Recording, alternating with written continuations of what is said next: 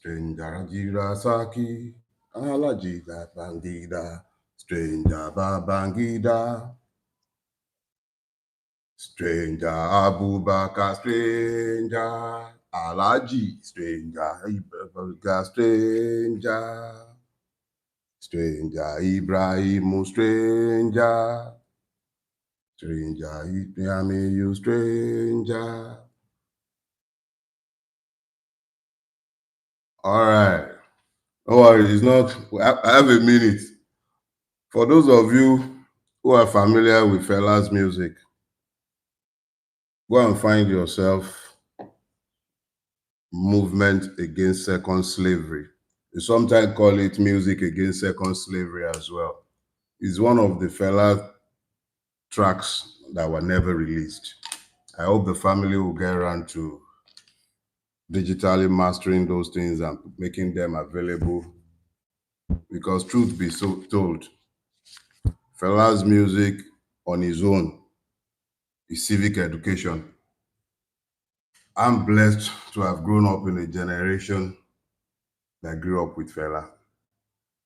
Inside me, yeah, allergy they control now. Anyways, okay, so it's 9:45 now. All it. I need to put my phone to charge. Just a second, guys.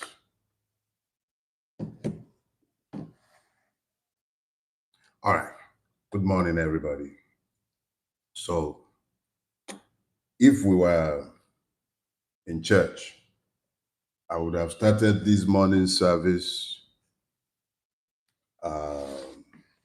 asking the choir to sing Brother Fela's Timeless Peace.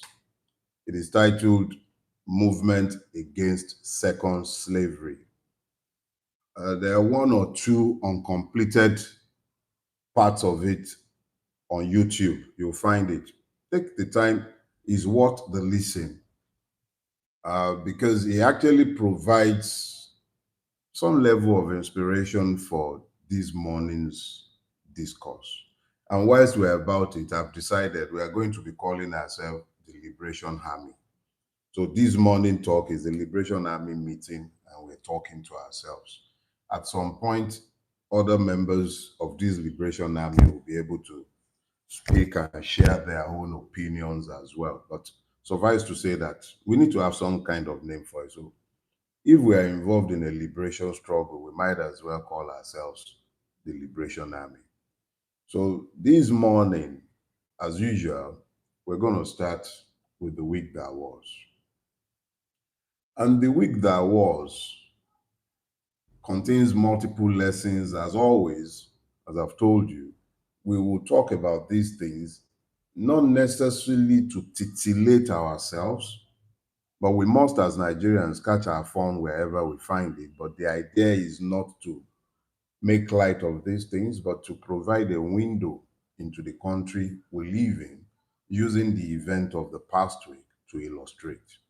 So in the week that was, the governor of Oyo State questioned the truth, I believe, on one hand. He questioned the circumstances surrounding the rescue or release of those who survived the kidnapping, the mass abduction at Owerri. The governor is the chief security officer of the state. He knows things I don't know. On the 21st of October, 2020, I was speaking with a person I once considered a god. We were discussing the event of the previous day.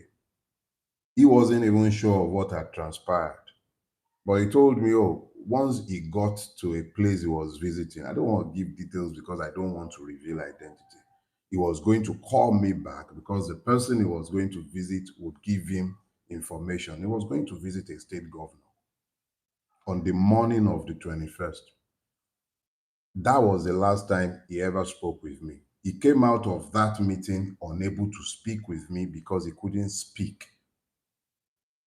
to the truth of what he learned after he spoke with the governor. So that's the level of secrecy that governors possess, especially in a criminal enterprise like Nigeria.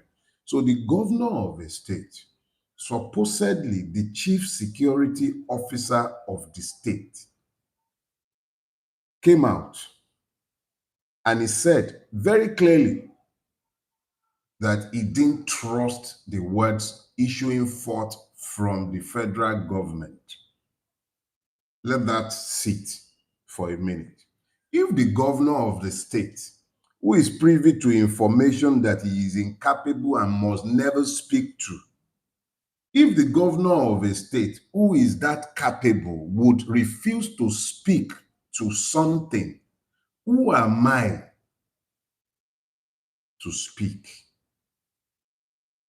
But the governor came out and he said to you, you are not hearing, that he does not trust what is issuing forth from the mouth of your presidential spokespersons, from the mouth of everyone who had spoken to the issue, and he had no confidence in the capacity of the state to tell the truth or to do justice, to the point where he's asking international community to come and speak to what happened, probe it, determine who the culprits are in the beautiful country that we have built. But it is those of us who asked questions that have been labeled killjoys. We should simply be thankful to the president that these persons have been released. What has become of us? Asking questions is now treachery. In the week that was, many questions will still have to be asked in relation to what happened at Orire. Because if you are busy applauding Orire, what are you going to say about the people abducted from Kachia, Ariko village to be exact, where 37 worshippers were abducted over 3 months ago? 8 of them have died since their abduction. 8. The terrorists who abducted them have not released them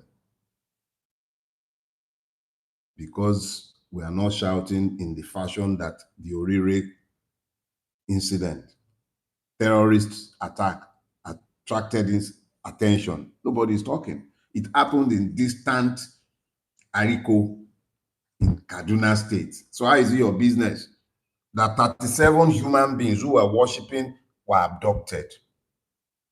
8 of them are already dead. 2 women and 6 children. But of course, it's in far away Kaduna.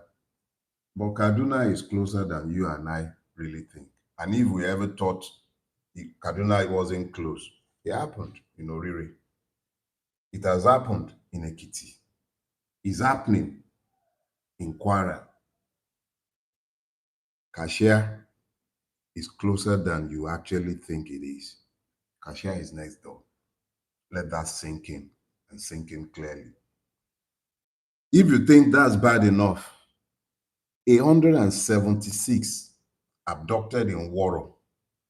Up until now, nothing heard, no negotiation, demand only for ransom. And this government that is demanding felicitation because of Orire, what have they done about it? Or those are not Nigerians again. They are not deserving of rescue. And those who are busy demanding that we kept quiet and be clapping in the face of complicity, incompetence, rank incompetence and stinking complicity, ask yourselves, how much sense does this really make? When you ask these of us, how much sense? The truth of the matter is that there is no way you look at us, you look at our situation, you see the things that are happening on a day-to-day basis, that you can actually engage this country with any degree of sanity. Fact. Imagine in the week that was, news came out, at least I heard it for the first time. The Amajiri Commission, spent 8.4 billion to award road contract in Katsina. Okay, maybe there are Almajiris in Katsina, I can understand that. What about Ekiti and Ogun State? An Almajiri commission. I understand legislative pork. But how do you have a country with like 30 million children out of school? A problem that is more pronounced in the north, to the point where you created an interventionist fund, an agency again. Adeyemi, Adeniyi, Matthew. See, all these agencies, they created one, Almajiri Education. And you take 8.4 billion of the money to supposedly build roads that you will not even build in Katsina, in Ogun State, in Ekiti. How does this help with Almajiri education? Exactly how? How? And at the end of the day, who would you find heading this Almajiri commission? A Fulani elite, supposedly acting and speaking on behalf of the Fulanis. You ethnicize these things, ignoring the fact that these things have little or anything to do with ethnicity and everything to do with class. And speaking of class, may you never be poor to the point where you lose your dignity, personal integrity, the sense of shame. I do not know the facts, and I will not presume to speak to the facts. But let me draw our attention to something.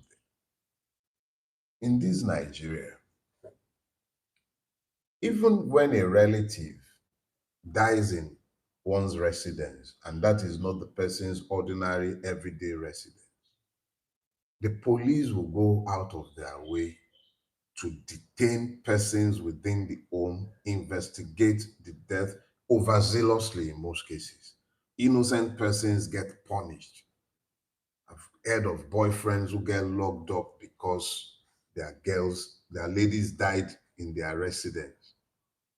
But would you believe that somebody purportedly died? Not even purportedly, it's not if it's a notorious fact. Somebody died in Umai's residence. But the person's father has been more vociferous than anybody else in demanding that let the dead stay dead. He is not keen on finding the basis or cause of his daughter's death. A girl died in her prime. May we not be so poor that we lose the capacity to retain our dignities. May it not happen to us. It is bad enough that people are selling their conscience to feed in Nigeria, and you hear men speaking out of turn with the dictate of their conscience. But when it gets to the point where a person loses a sense of shame sufficient to discount the humanity of a child, may it not happen to us. I pray for you as I pray for myself. May God rest the dead. And if ever there comes a time when this country finds a sense of direction, perhaps as a cold case, we may be able to ask, what really happened to this lady? The minister has already threatened sufficiently that people should be careful so that they don't die even more terrible deaths than the person who has already died.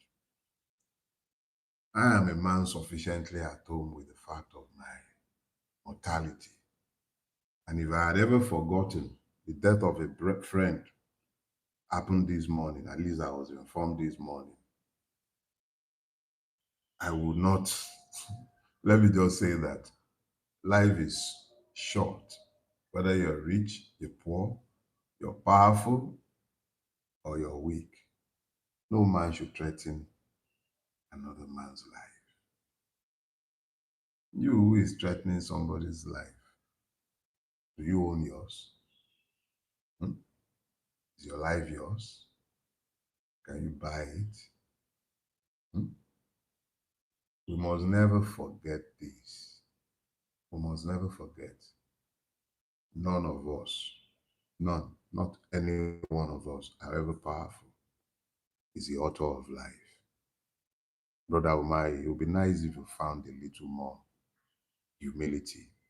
Only God knows the circumstances of this person's death, but even if people are seeking to politicize it, this is not the time for you to have responded in the fashion that you did. It's a tad shameful and tacky.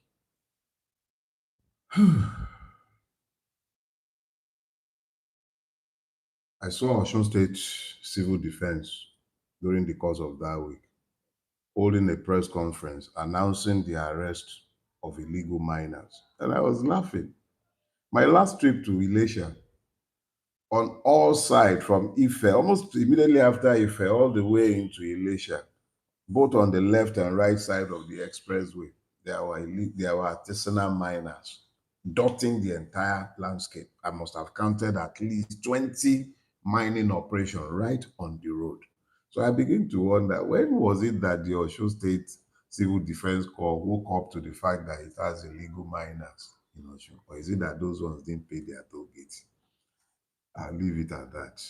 But this morning, just before we kickstart the session, let me ask all of us, if you are familiar with Fela, go and find the track. It was never released, but I know it's on YouTube. I've seen a piece of it on YouTube. It's not the full number, but it's there in sufficient length for you to get the message. The number is titled Music Against Second Slavery. Some will label it as Movement Against Second Slavery. It provides a thematic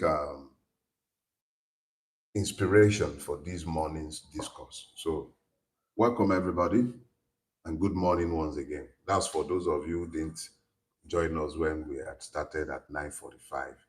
We do advertise 10 o'clock deliberately. The 15 minutes is for me to unwind, ease myself into the subject. So if you're with us now, you're welcome. And if you're joining online later on, you're equally welcome. I never gave this a name, but I'm thinking I'm going to settle for the Liberation Assembly or the Liberation Army. One of those, along those lines, because make no mistake about it, ours is not a pro-democracy struggle. It's a liberation struggle, even though a lot of people still need to wrap their brains around it because they think it's some partisan argument. Nothing partisan. If they've led you to believe that, they're fooling you.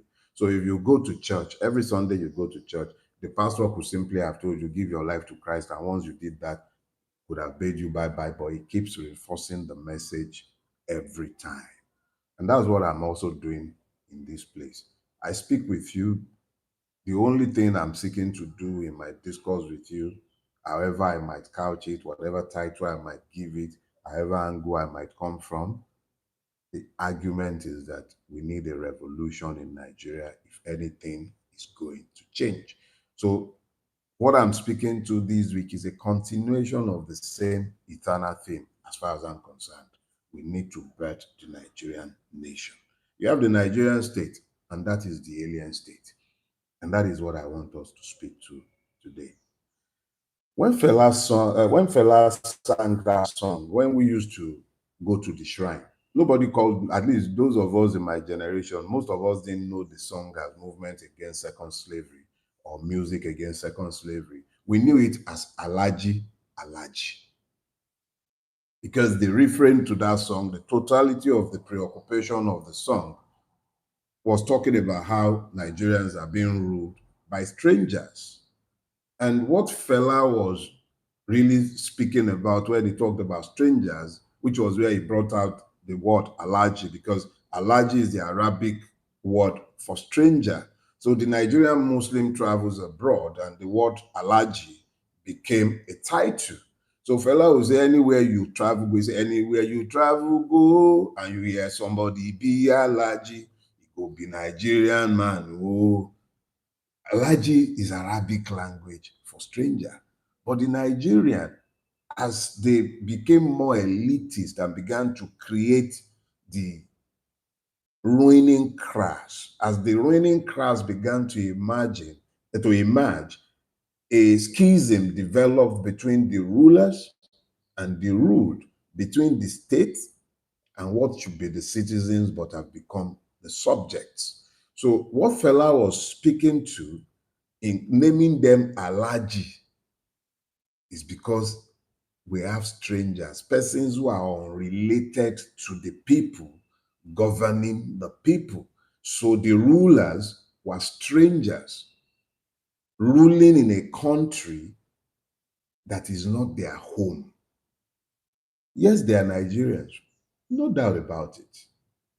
But their first allegiance is to the people they believe have kept them in power and the persons to whom they are ultimately responsible, because they do not see their power as flowing from the people over whom they rule.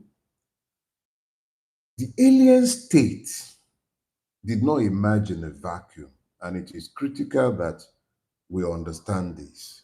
The alien state is a governing apparatus that is structurally detached, culturally distant, and historically divorced from the society it rules. And when you look to the colonial root of the Nigerian state, you will understand very quickly how the Nigerian state is in truth the alien state. When the British came, and my purpose this morning is not to teach you history. The purpose is to place things in context for you so that you might better understand how we arrived where we are. When the British came, on getting into this space, they did not come here to build a nation.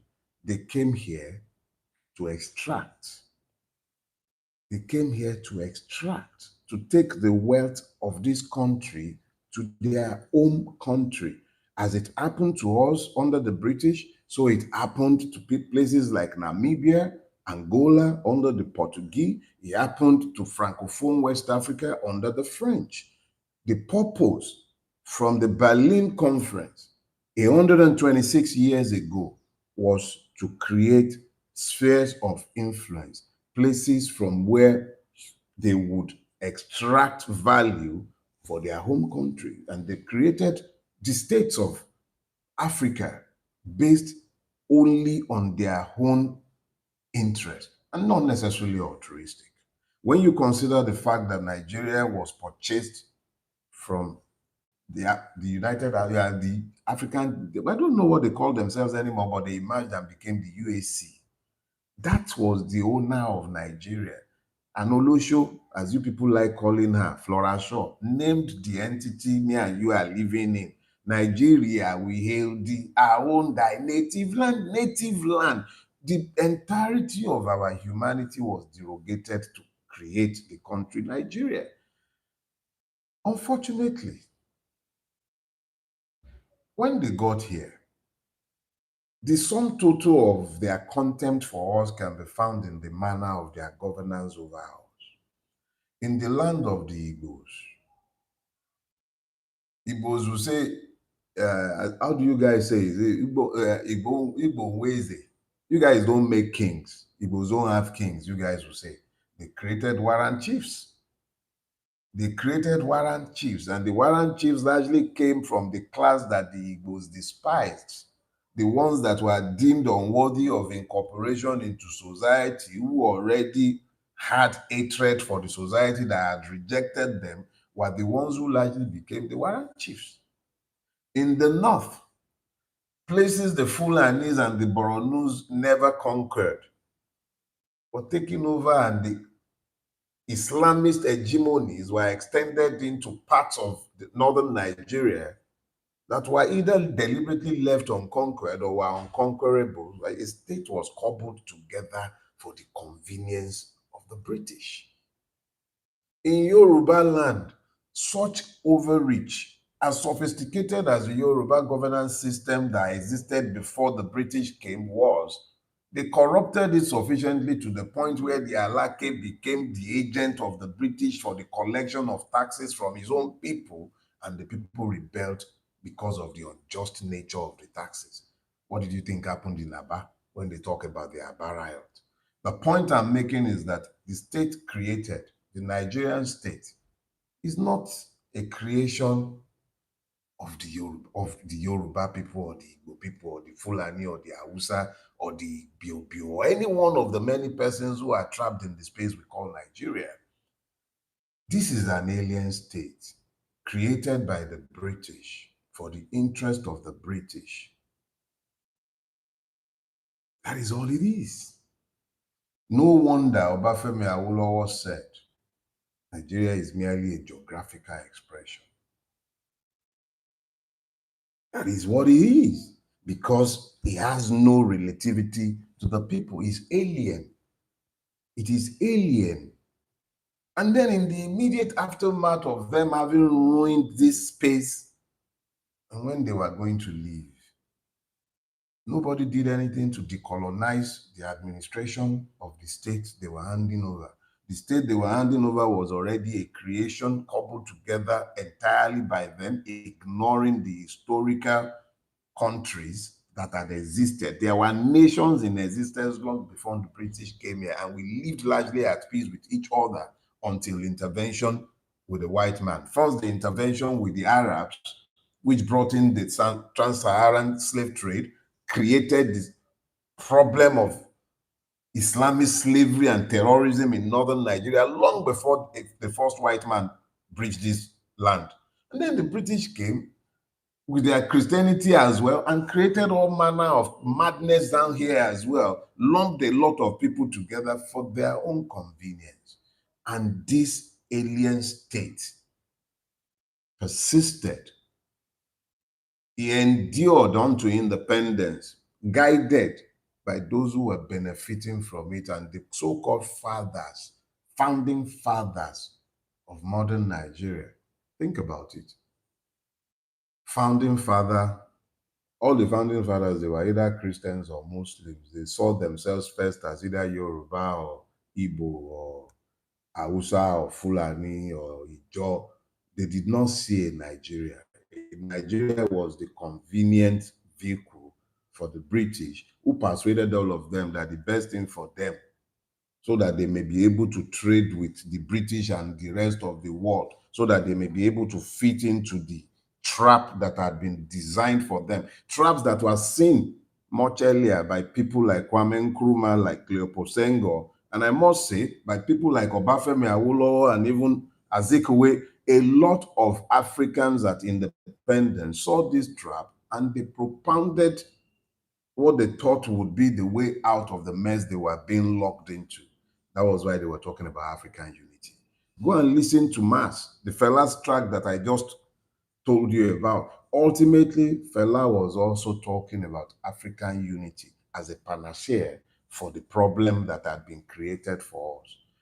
On multiple occasions, all you need to do is listen to Fela constantly preaching about unity of Africa, not just the unity of Nigeria. He was preaching the unity of Africa. That was the exact same thing Kwame Nkrumah was preaching. That was what undergirded the idea of the OAU itself.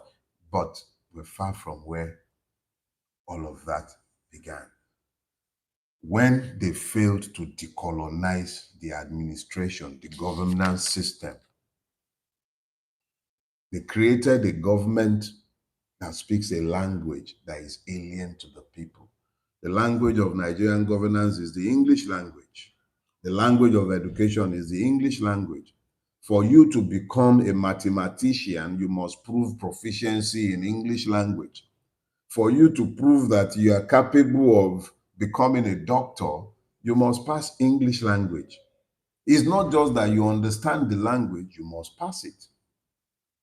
That is the level of idiocy that permeates us.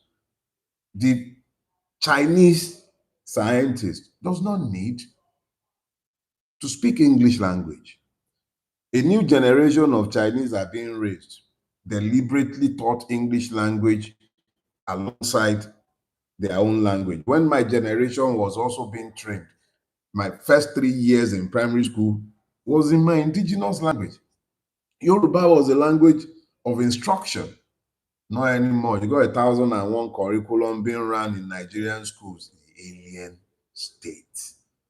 British curriculum, French curriculum, Turkish curriculum. Where is the Nigerian curriculum? We don't have one. That is not a rhetorical question. Nobody can show you the Nigerian curriculum, and that is the country that we have built. You ask that a man be educated in a language that is alien to him before he may be proven to have the capacity to think or to execute instructions.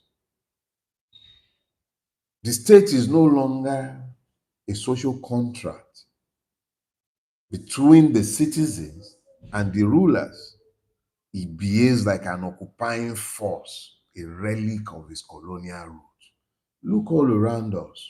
The entirety of the governance system is alien to the people.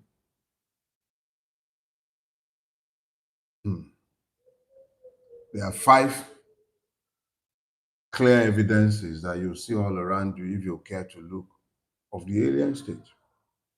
The state is financially independent of those it calls citizens. The power of the legislature is the purse in any democracy. The legislature, is particularly in our own system, the House of Reps, controls the purse. It appropriates resources. It approves borrowings. It allocates government funds. But in Nigeria, we have a 15 trillion contract awarded by the president to a company in which he has manifest interest, not hidden, no bid, no bid, no open tender, nothing. They just informed us as they informed the National Assembly because it's an alien state. If you go to Fela and you listen to that song, Fela was talking about how all the African heads of state were military men. But that was then. These are not military men, but these are more undemocratic than military despots. The lines were clear in the years of the military, so we knew we had dictators in power. The lines are less so in this season. The lines have been completely blurred, but it is no less dictatorial. Persons are being hauled to prison simply for reporting the truth. The country is an alien state. The state does exactly as it pleases. It does not believe itself yoked to any degree of, it doesn't believe it has a duty to account to anybody. It doesn't even pretend to obey the law when it comes to its finances. It is opaque. It is so opaque that the alien state has zero problem outsourcing our taxation system to the home state, in this case, the French. That is how alien the state is. Its tax regime is to be administered by another state without any consultation, either with the people or their elected representative, which in any case is selected. So the alien state proceed with or without the consent of the people. That didn't begin today. It goes back in time. In 1986, the perfection of the alien state began. Yorùbás will say tọ́mọ ò bá bátan, ọ̀dọ̀ ni kó bá àrọ́bá, àrọ́bá dẹ̀ ni bàbá ìtàn. Even if a child does not witness an event, he must be able to listen to persons who were there. And the eyewitness account of those who witnessed the event is just as important, if not more important, than the history you read or hear from others. I was there. 1986, conditionalities of the IMF. and we kicked the game. He knew that the people were against it. A national debate was held across the country. Opinions were taken, and Nigerians were overwhelmingly against the idea of taking the IMF loan or accepting its conditionalities. Babangida, in spite of the people's objection and over our objection, went ahead and took the IMF loan and began the process of implementation. Nigerians rose as one across Nigeria. Student unions, the National Union of Nigerian Students, rose as one. I think by 1986, we were already NANS. Across Nigeria, from Zamaru in Kaduna, ABU, to Maiduguri, Unimate, to Book in Kano, to Calabar, Benin, Ife, Ibadan, Lagos, Lasu, where I was. Nigerians rose as one, and we shut down this country. Across the length and breadth of Nigeria, we demonstrated the fact that we were not accepting of the IMF conditionalities. But Babangida prevailed. It didn't matter. The Bretton Woods Institute matters because our country is an alien state that is beholden to foreign interests and not the interests of the people of Nigeria. The alien state emerged as a function of neocolonialism, and it emerged and has been sustained because of the convergence of interest between the ruiners of Nigeria and the imperialist powers that sustain them. So, the first thing you will notice is the financial independence of the state, because the state does not exist for the benefit of the people. It exists for the benefit of those who have ruined our country and their foreign counterparts. Those who never have. Where do you think the stolen money goes? The receiver of stolen goods is just as guilty as the thief, and the West are the accomplices, enablers of our rulers. Not that the East is anywhere too far behind.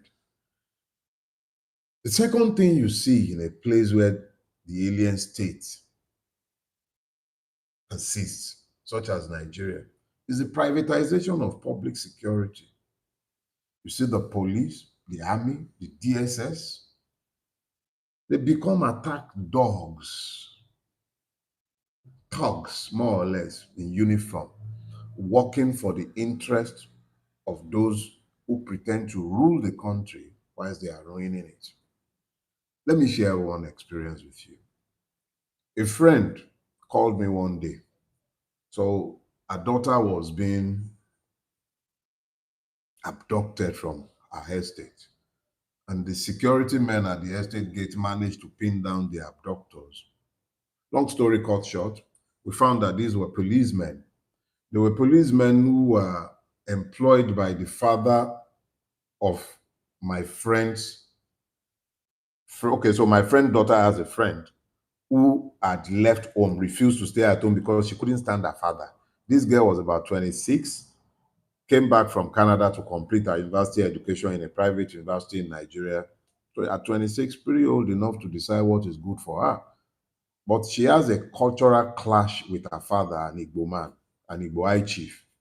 And of course, when this young woman could no longer stomach her father, she left the house, got herself a place, and the father, who could not believe that he had fathered a daughter who would not listen to a whole high chief.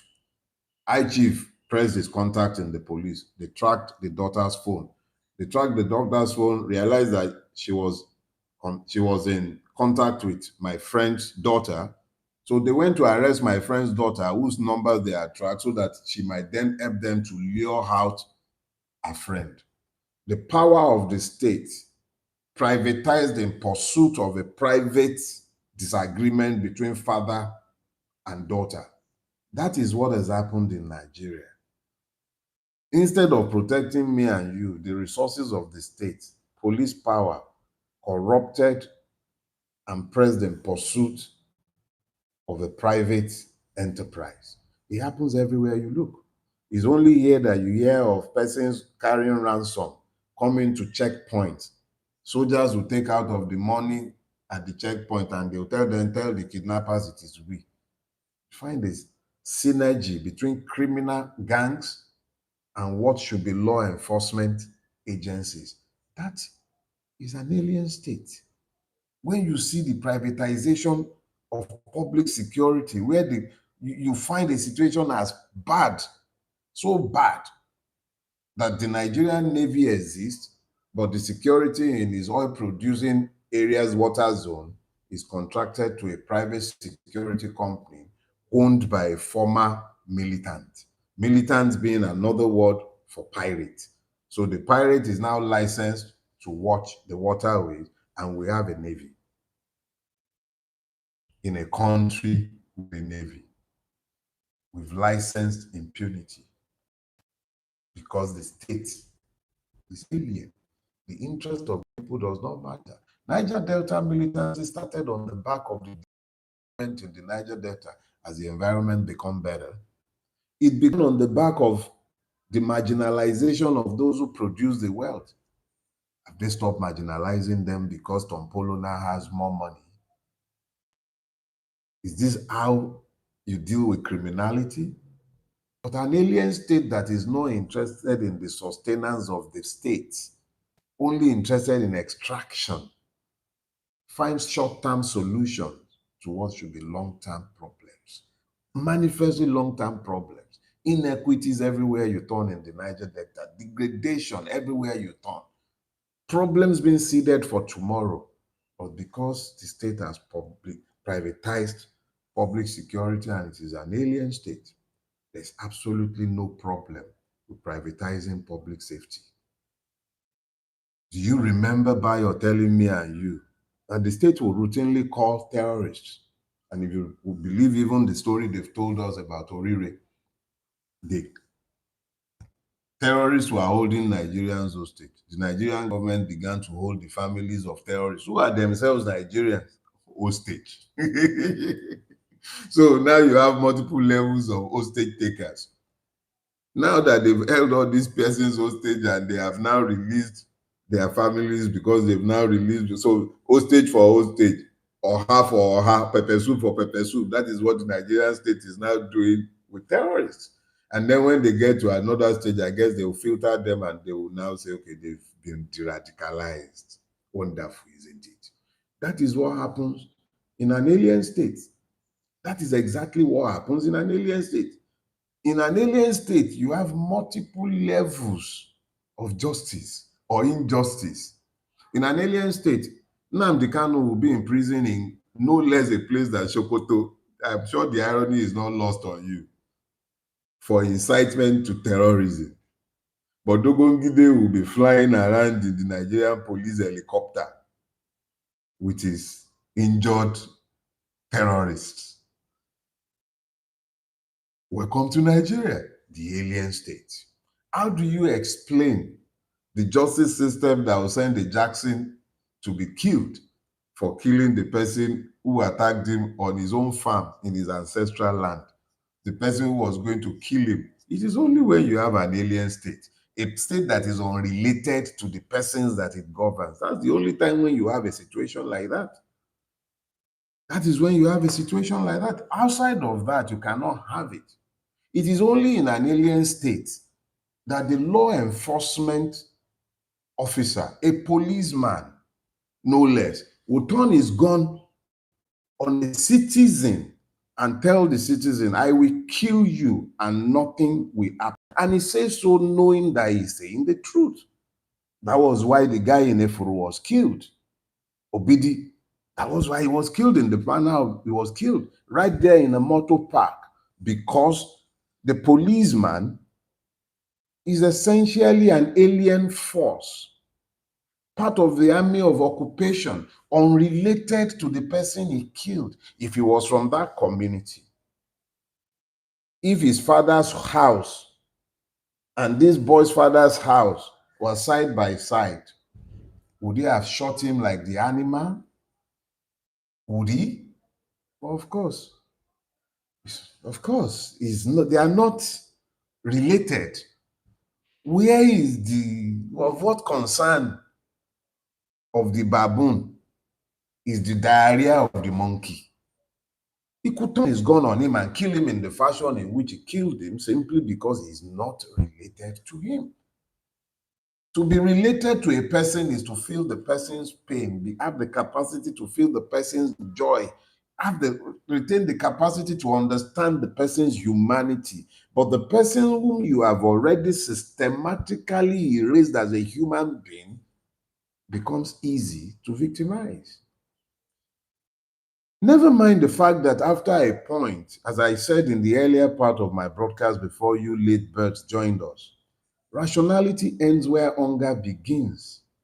When the state has become so alien that a person's daughter dies in circumstances yet unraveled, and the person is the first demanding that the daughter be buried and he has no interest in any autopsy, that is because he's in an alien state. The alien state has no interest in what happens to the victims of his rule or misrule. Because think about it.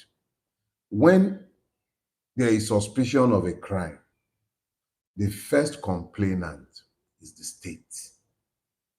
In a place ruled by law, where the government is related to the people, the first complainant is the state. And that is why in every criminal case, whoever the victim might have been, it is always the state versus so and so. But in Nigeria, l'État c'est moi, I am the state. That is what the rulers of Nigeria proclaim on a daily basis. Umahi can come out and threaten anyone who dares to question the circumstances of the death of this lady in his residence, because he knows that he embodies the state as a member of the APC, whose sins are naturally forgiven, as was declared by one of their high priests, Oshiomhole.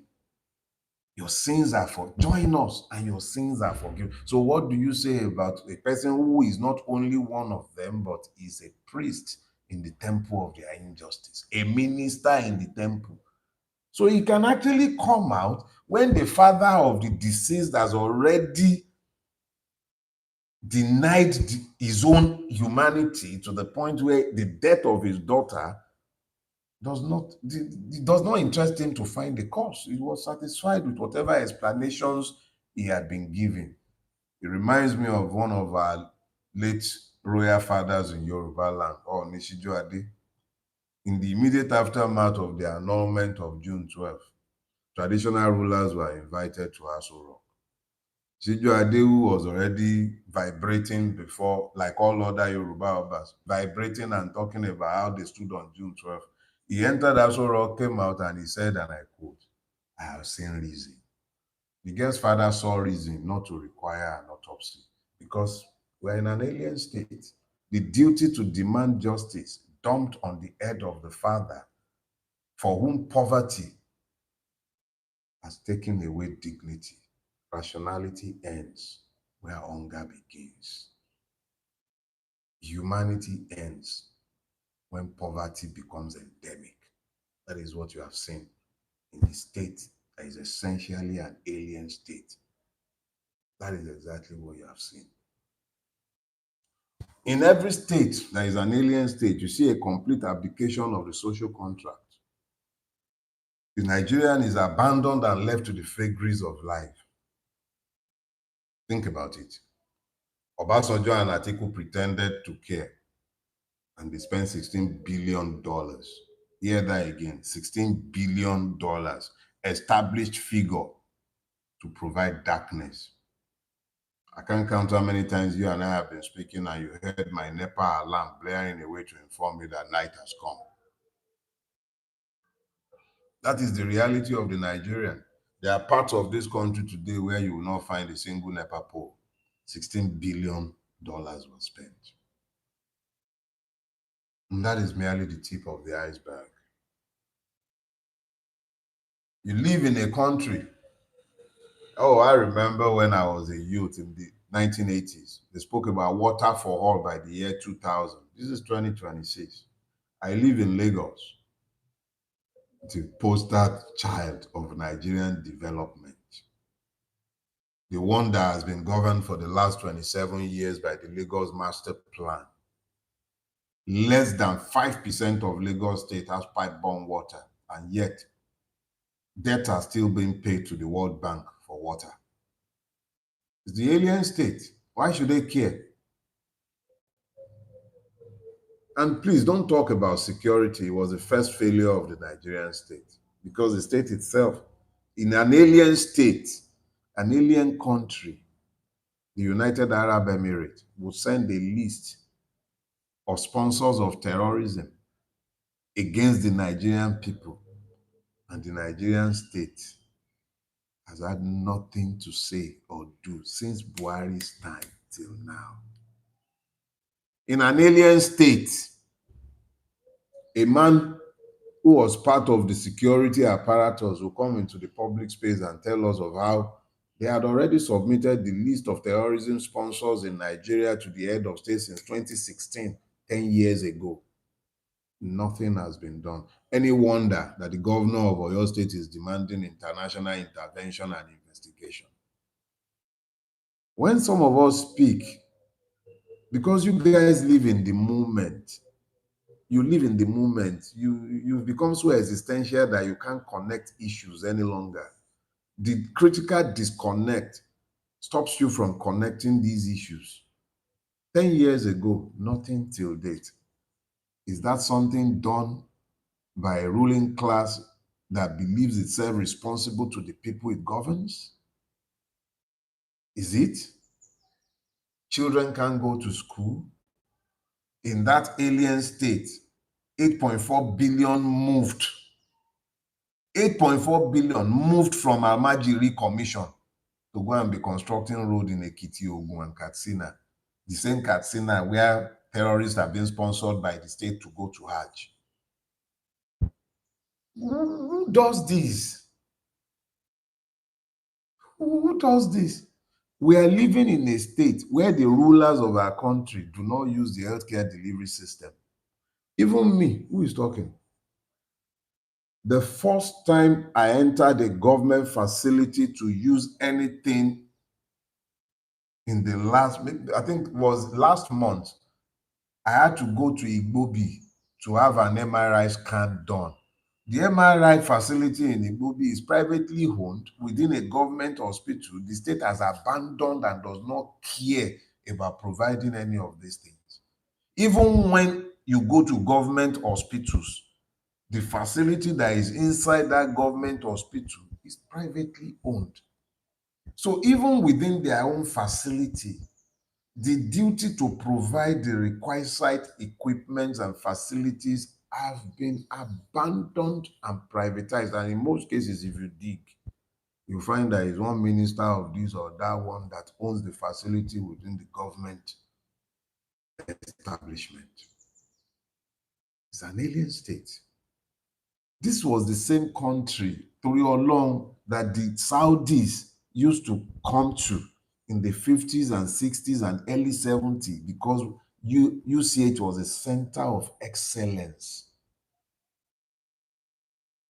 for tropical medicine. It's not just because it had good facilities. It was UCH in Ibadan was a known center of excellence for tropical medicine all over the world. The Saudis will come there in the 60s and 70s. But today, every critical care equipment in public hospitals in Nigeria, teaching hospitals, general, whatever, are privately owned. The government has abandoned the social contract and left the people to their own devices. Even in the midst of a crisis like COVID, what did they do? They hoarded palliatives donated by international organizations, that their own partners in crime and their local beneficiaries. They still ordered this, distributed them as party souvenirs. That is the extent of alienation between those who govern Nigeria and the Nigerian state that they are governing. The people being governed have become victims. The fifth thing you find is the linguistic, structural, and cultural disconnect of the ruling class, these allergies. And when I say allergy, it's all of them. I'm not using it as a religious term. Allergies are strangers, and the people governing Nigeria, they are strangers. Their doctors are abroad, their dentists are abroad. Look at Ekweremadu. If their doctors are not abroad, if Ekweremadu had committed his crime in Nigeria, nothing would have happened to him. Absolutely nothing. He might even have experimented with as many as 10 kidneys before finding the one that he liked, and he might look, nothing would have happened to him, but because it's an alien state, they also fall victim of the evil they do. That is why he had to go to England to go and get his comeuppance. The entirety of governance is by coercion, not consent. When democracy is subverted with foreign endorsements ringing out even in the face of manifest malfeasance and crime in the electoral process, you'll find their colonial masters are usually the first to start congratulating them even when they see the evil. What they will never tolerate in their country, they will endorse within Nigeria. I remember David Cameron. He said we are fantastically corrupt. Do you know why he would say that? Because it's the only way to explain the things he saw in our alien state. The Britain that recalled a brigadier general from retirement, it recalled him. He was retired.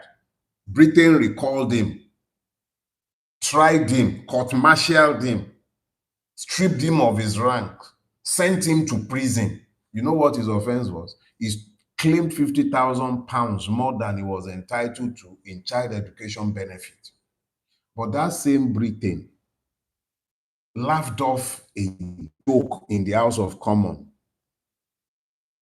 where there is one, I can't remember his name readily now, was joking that Gowon came to Britain with half of Nigeria's treasury when he was dethroned in that coup in 1976. Or 1975, I think. He thought it was a joke. That was what it was for him. Britain has been the net receiver of stolen Nigerian wealth, and they are usually one of the very first to congratulate our evil rulers when they have done their usual evil.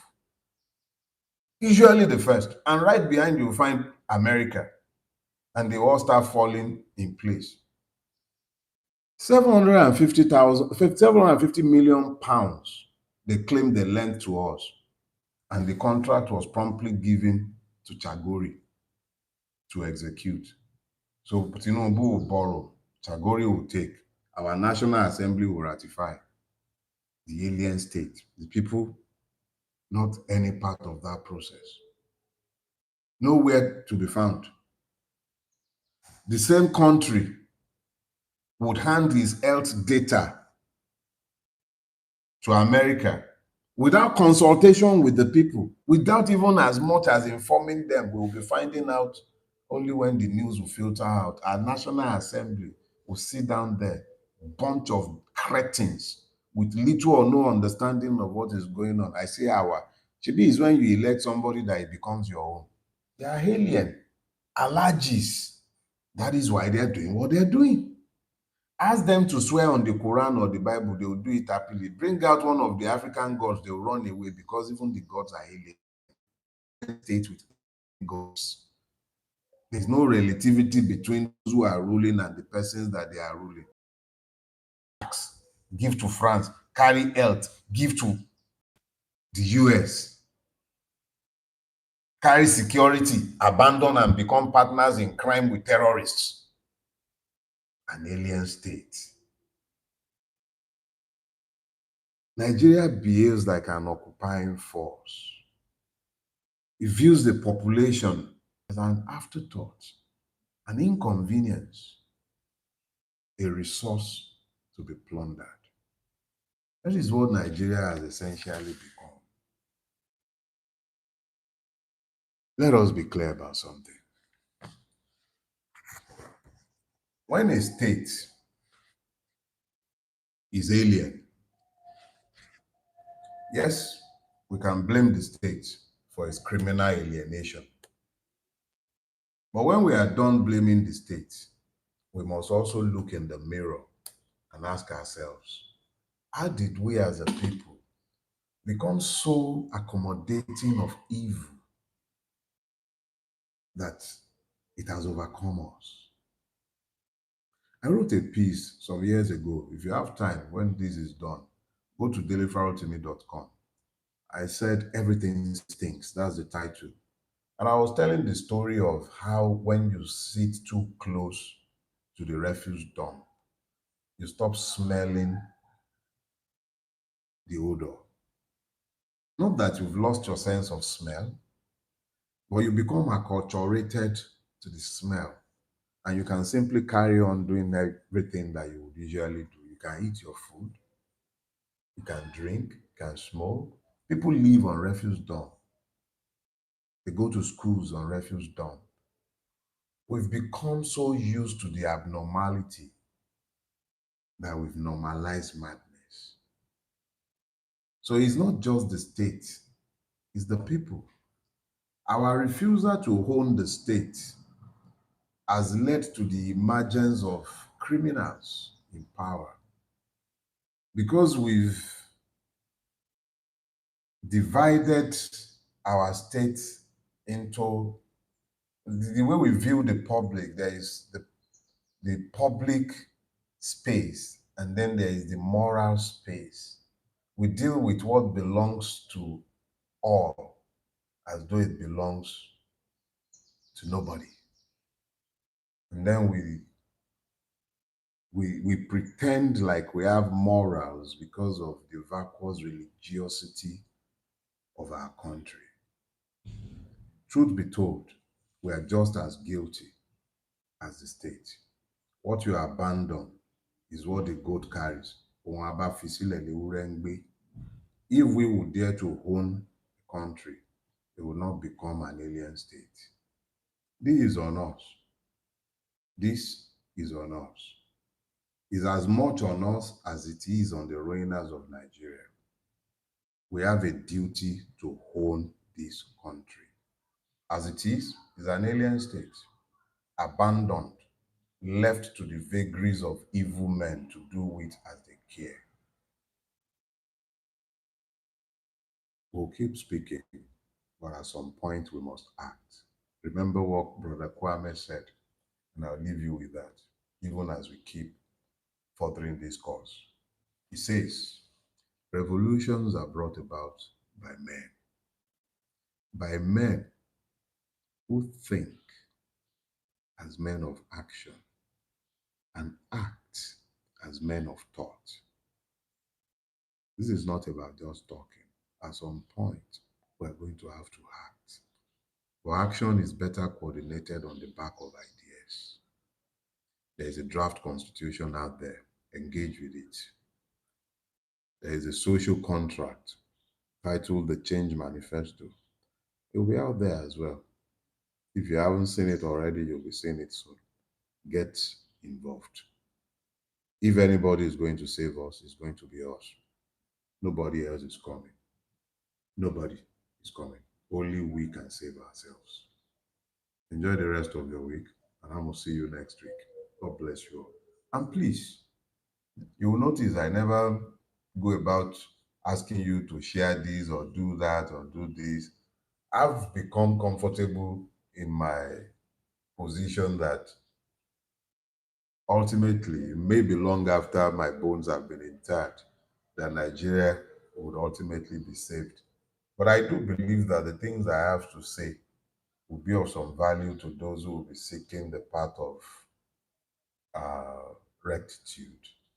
I will just say to you, value these words. I am merely speaking into the womb of time. Whether I'm there when it happens or not, it doesn't matter and it wouldn't matter. What will matter are the words we speak, if they be words of truth, because they never die.